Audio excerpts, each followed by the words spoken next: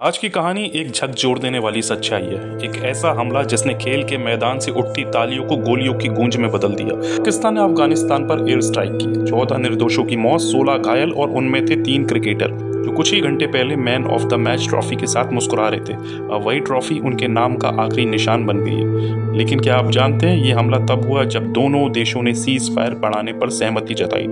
यानी शांति का हाथ थामने के कुछ ही घंटों बाद पाकिस्तान ने आसमान से बरसा दिया कहर। शुक्रवार शाम 6 बजे का वक्त 48 घंटे का सीज फायर खत्म हुआ और कुछ मिनटों में ही पक्तिका प्रांत का आसमान लाल हो गया। अरगुन और बरमल जिलों के घर धूल में मिल गए और उसी रास्ते पर लौट रहे थे 3 युवा खिलाड़ी, कबीर, सिफदुल्ला और हारून। कबीर जिसने कुछ ही देर पहले जीत दिलाई थी, अब उसकी ट्रॉफी खून और राख में दबी पड़ी है। एसीबी ने जैसी खबर की पुष्टि की, पूरा खेल जगत सन्न रह गया। और फिर आया वो पल जब अफगानिस्तान क्रिकेट बोर्ड ने गुस्से में बड़ा फैसला लिया।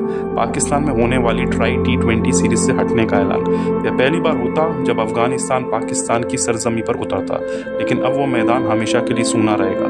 कप्तान राशिद खान बोले, ये हमला सिर्फ लोगों पर नहीं, हमारे सपनों पर हुआ।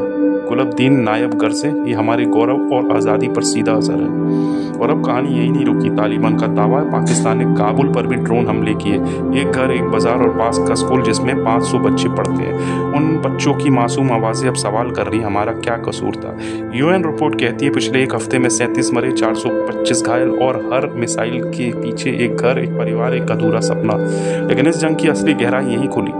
पाकिस्तान रक्षा मंत्री ख्वाजा आसिफ ने कहा, तालिबान को दिल्ली से सपोर्ट मिल रहा है, ये भारत की प्रॉक्सी वॉर है। यानी अब पाकिस्तान के निशाने पर सिर्फ अफगानिस्तान नहीं, भारत भी है।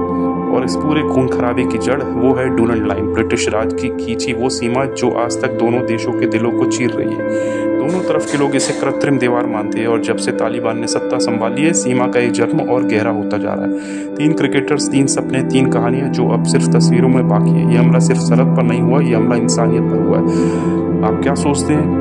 क्या अब भी इस आग में कोई शांति की उम्मीद बाकी है? कमेंट में बताइए। हम फिर लौटेंगे सच्चाई के एक और विस्फोटक अध्याय के साथ। नमस्कार।